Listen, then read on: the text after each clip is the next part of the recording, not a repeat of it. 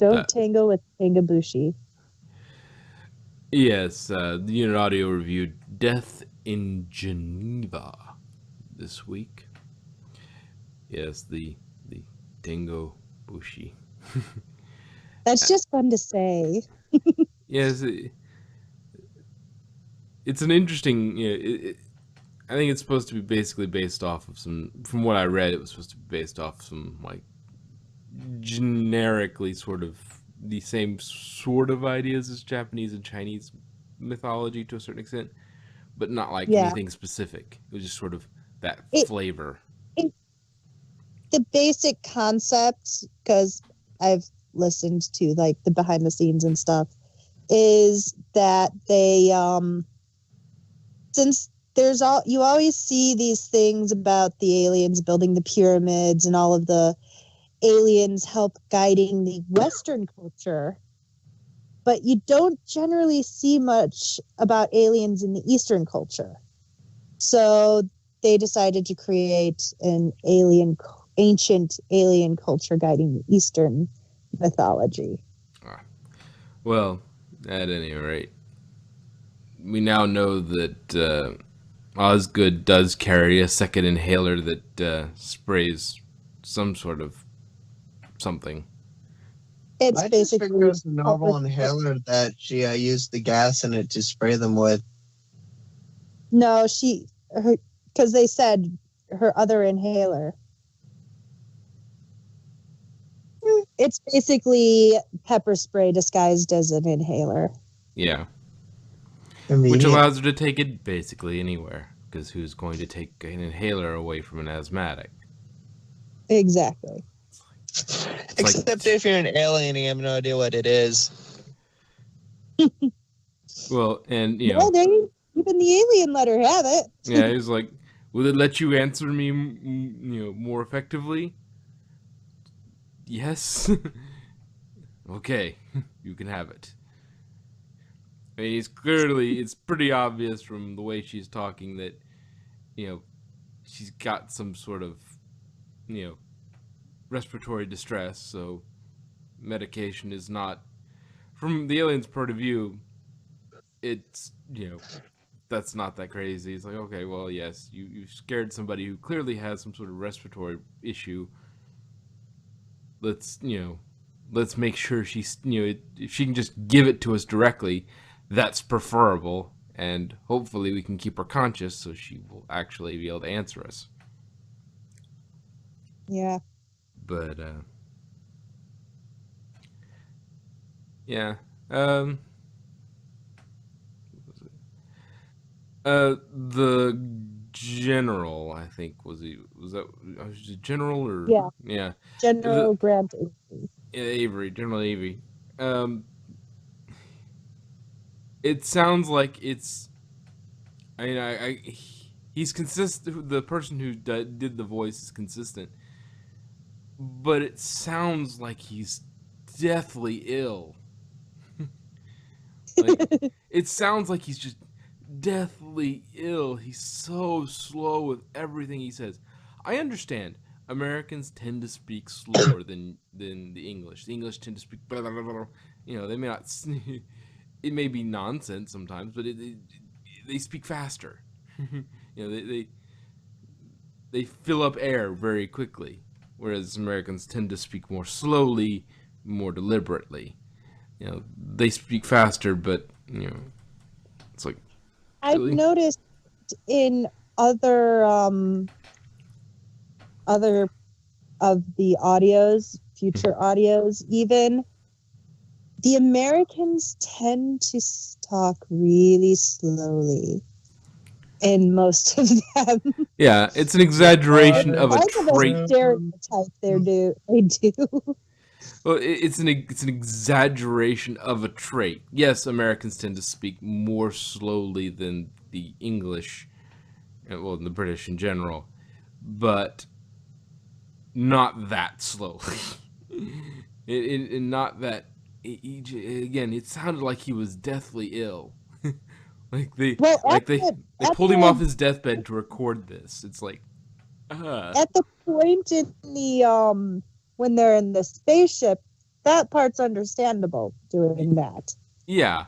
Because, you know, But, he is in pain and he's getting his brain yeah, shredded. absolutely, yeah. But like when he's just meeting Kate Stewart for the first time, and it's just, I'm going to talk really slowly and deliberately, and I'm going to sound like I'm about to keel over. I am William Shatner. I am the greatest actor ever. Exactly what I was thinking, dude. Perhaps they have listened to a little too much William Shatner, but he's Canadian anyway, isn't he? It wasn't Shatner Canadian? Yeah. So you're not even getting the right country to copy. Albeit they don't have a particularly fast way of speaking either. I'm not sure about the Quebecies, the Quebecois. I'm butchering that either way. The French Canadians might speak a little faster, but generally Canadians have similar Cadence. similar speech patterns, and they're not really fast. You know, you listen to somebody from the UK, and they're constantly talking at a really fast pace, and it's like, okay, you don't have to fill the air that quickly. You can just slow down, enjoy the conversation instead of throwing every word out there at once. Really fast too. What? That's not just like English. Yeah, well, I mean, just the British in general, to a certain extent, will do that to us. And it depends on where they're from, too, because you'll end up with, sometimes you'll hear Scotsmen, and you can't understand a word they just said. If it's really thick, they'll be using they'll use a bit of slang, or they'll speak really quickly, and they have a really thick accent, and you can't understand a word they're saying. And don't even get me started with Cockney. Oh, right, governor. Not even going to try. All of my British accents end up sounding a bit posh. Because that's what I've got the voice for. I've got a voice for posh. I don't have a voice for Cockney necessarily. But... You don't have a voice for baby or scary, just posh, huh? Apparently.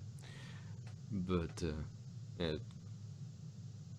yes, because I would rather listen to a lot of Stephen Fry stuff than other accents as well. So I'm nowhere near Stephen Fry in terms of vocal quality, but accent-wise, I'm going to probably steal from him a lot more than I'm going to steal from somebody with from Dick Van Dyke. But anyway, getting away from vocal performances of that one person playing American. I'm not French, so I can't. He is American, though. He actually is American. Oh, okay. Well, he sounded deathly ill. He just has a very gravelly voice. Well, you're talking about the guy who played Avery? Yeah. Oh, I wouldn't have guessed. It sounds like somebody doing a fake American accent because he is American, and that is how he talks. Okay, well, he just sounded like he was on. Apologies to the man, but you sounded like you were on death's door.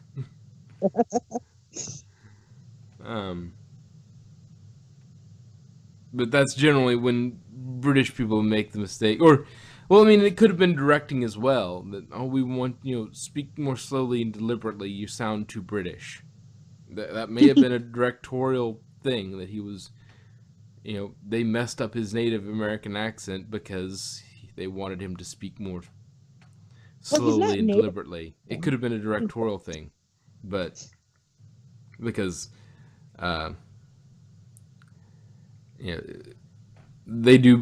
directors will fiddle with accents. Like Cole Meany, the O'Brien on Next Generation and DS9, when he was on Next Gen, he started out, he was doing sort of an accent that was part way between Ireland and the United States. You know, he was supposed to be first or second generation Irish American, Mhm. somebody had moved over, and uh, and so he wanted to do. That's what he was thinking, but the director pulled him aside. What are you doing? No, we want that. We want that Irish accent. That, you know, which is a double Irish accent, which isn't as common, but uh, around in American films. But he also didn't want to be typecast as the guy who plays Irish people, so that's why he was Mhm. doing an American, semi-American accent, was to do that.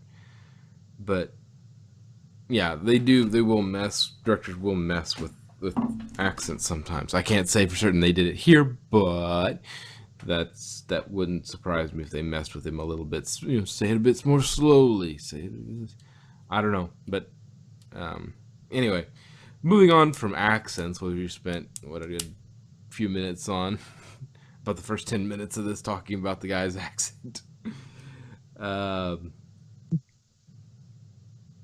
uh, yeah, and I can't speak to the French accents, how good or bad those are. Though it wouldn't surprise me if they actually got French people over, for what it's worth. I have no idea about them. Yeah, I have no idea. I can speak to an American accent, but don't ask me to talk about. Oh no, that is not the French accent. Listen to my horrible accent. It is very much a caricature of the French people. you, you no. Exactly.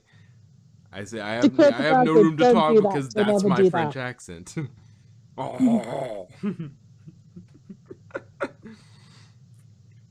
uh, why did that become a thing? The for the French. I don't know.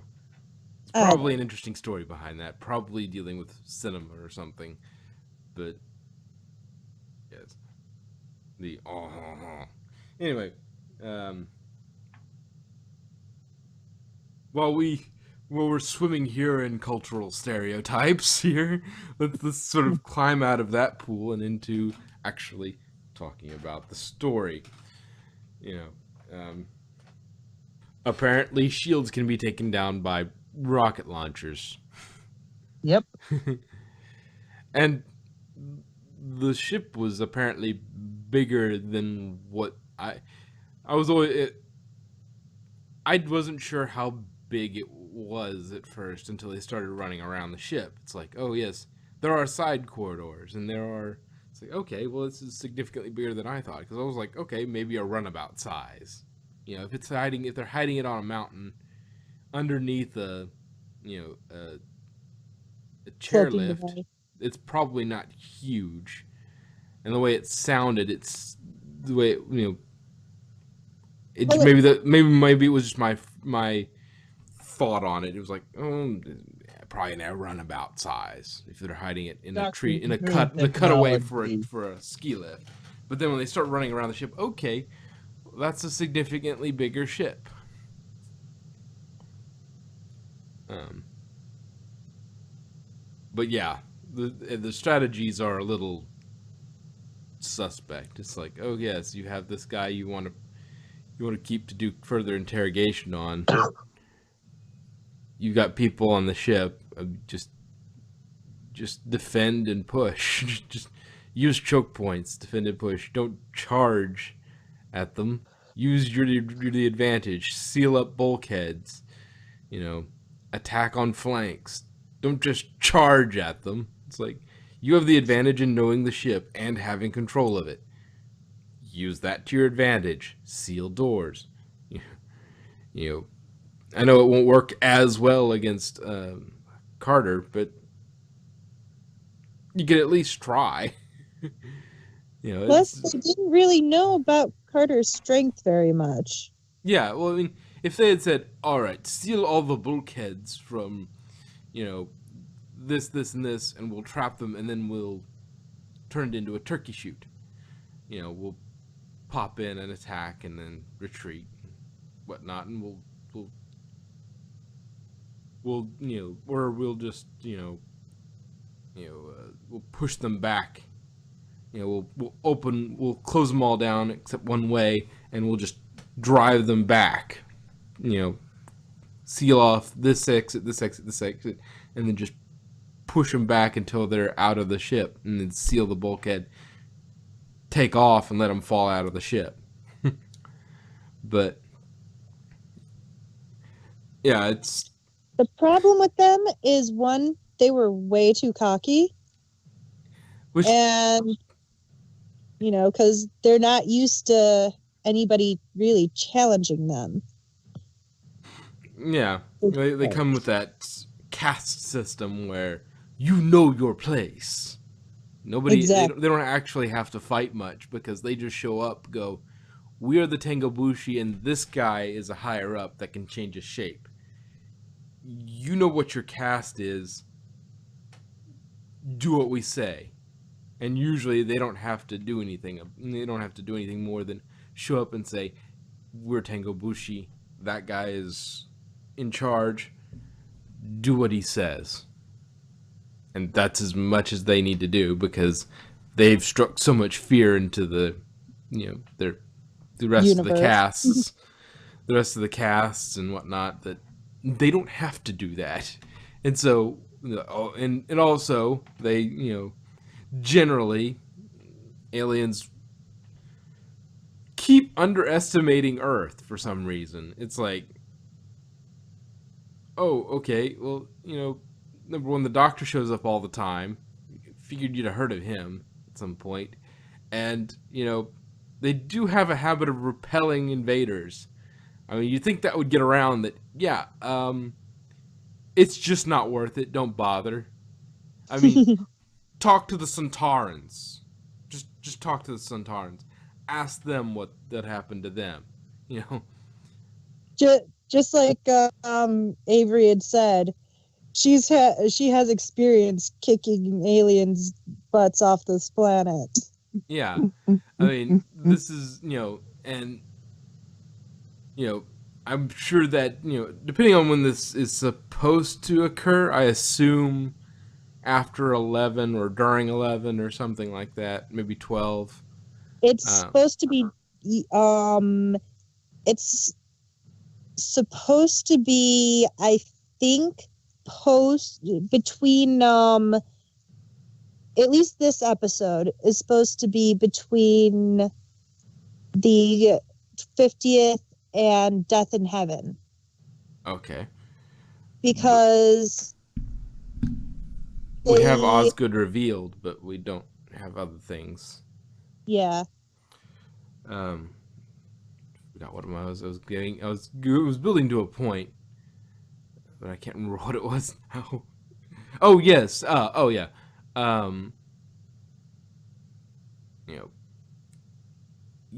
I guess they couldn't tell anybody because they were destroyed. But you'd think there are other aliens on Earth living pseudo peacefully.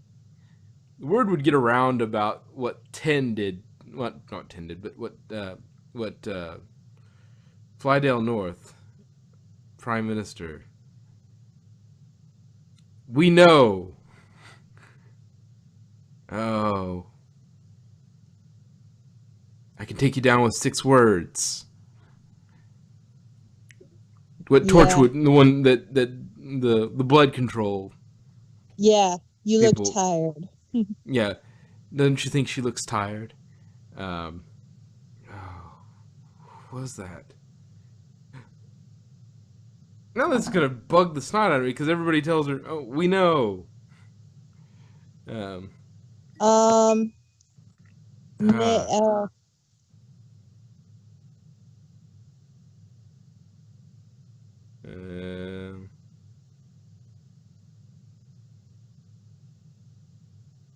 will tell you in a second. Harriet Jones. Yeah, there we go. Yes. Harriet. She was formerly, well, she was let's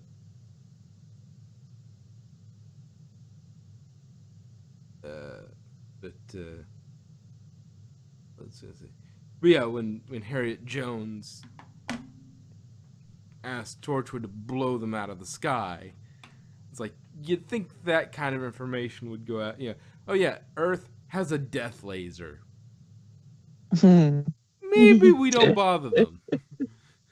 I mean, they have invisibility, but they have a death laser. You So know, does Unit have standard issue invisibility, apparently. but yeah, it's just like maybe we should stop messing with it because this Time Lord keeps showing up, messing up our plans and making us look like idiots. And when he's not messing it up, when he's not, when our threat isn't big enough, the humans just cast us off because they hit us with freaking death beams. It's like, shoo, you're annoying. We have better things to do. And it's like you're an annoyance. I mean, you'd think you'd get around to go, you know what? Maybe we shouldn't be bothering with them. I mean, everybody who gets close to success with them eventually fails. Nobody has managed to do it for any particular length of time. And we had the monks, but they only lasted for so long, and then that was. We did have a very successful prime minister do it until Well, that didn't Martha Jones happen. got a hold of him. Yeah, that didn't technically happen, so Yeah, true. But nobody I would mean, remember it. And besides, humans still do a good job destroying themselves anyway. this is true. But yeah, you think at some point they just go, let's why don't we pick on that other planet just down the road? It's a lot easier. I mean, admittedly, it wouldn't work in this situation because they were trying to get back a Actually, piece of tech.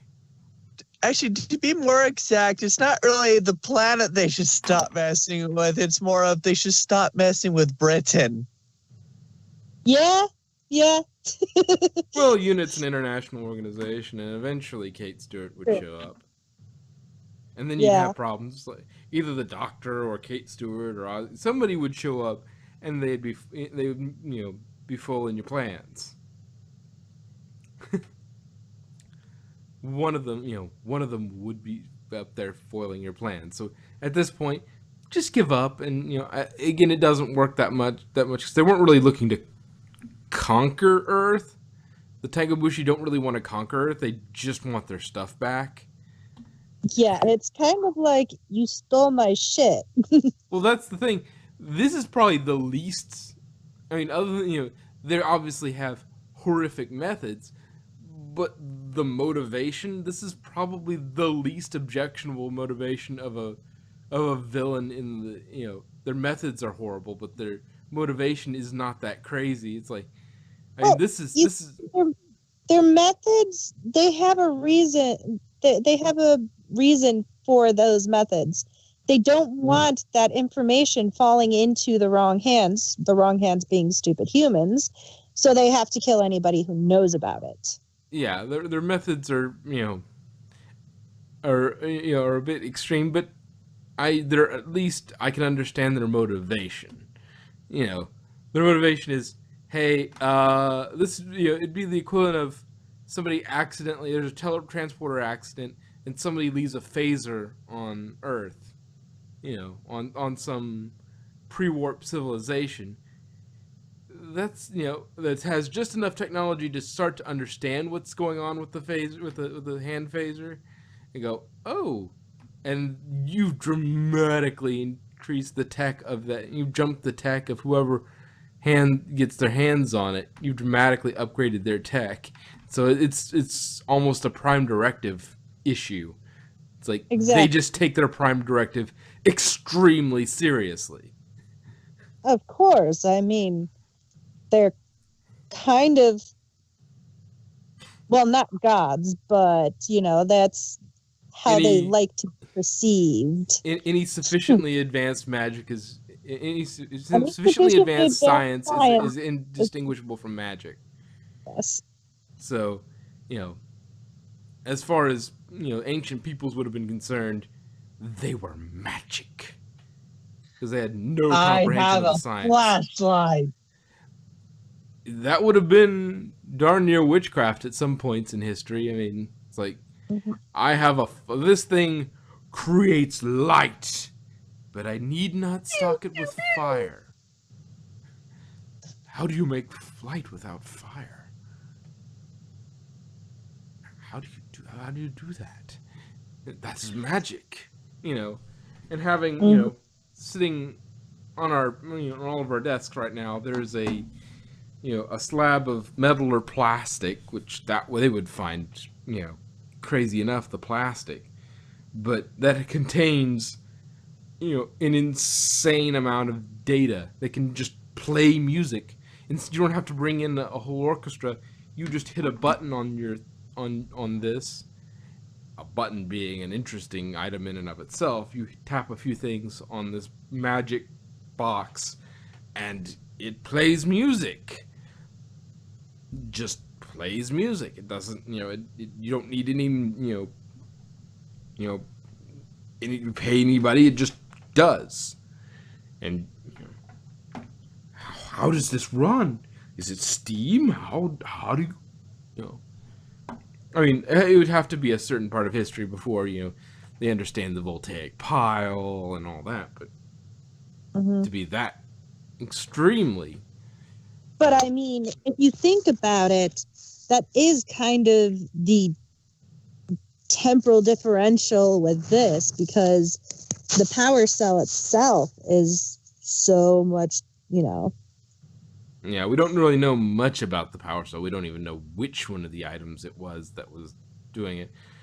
And I've got a feeling that eventually they're going to have, if they get their power cell back from the tower, they're also going to want to wipe all knowledge of the power cell, which means Lime Industries is now going to be having target. it's going to be a target, and suddenly people are going to start dying in Lime Industries. Anybody who had contact with it is suddenly going to find themselves on the wrong end of the... Just be safe, let's destroy the whole planet.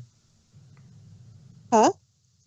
It's like, just to be safe, let's destroy the whole planet. I don't think they don't want to go that far. I think they just want to get in, erase themselves, and get out, because Earth isn't a real, it's not a really interesting place for them, I suppose. For such advanced creatures, one would think they would have a mind wipe ray. Hey, I mean, Unit has a mind wipe. Yeah, well, you have to take into account, though, that there's different physiologies, and, though they did have a mind extractor, so they might know enough about it to build a mind wipe, but... Yeah, but I mean, to extract the memories, it literally extracts the brain. So yeah. They could technically do that, but... yeah, it's just erase the brains of everybody who's connected to it. Yeah, it's the motivation is the least ridiculous. We want to take over the world. We want to take over the world. We want to take over the world. We just want our stuff back. Like, of the villains, this is probably the least ridiculous.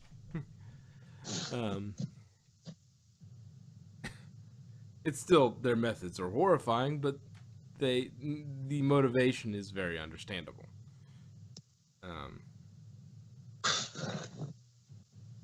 Anything else I can think of? We're coming up on 30 minutes. Josh is the general's definitely dead. Yeah. But Josh is such a good soldier. He literally jumped out of a helicopter to save Osgood. So precious. I know, right? Anyway,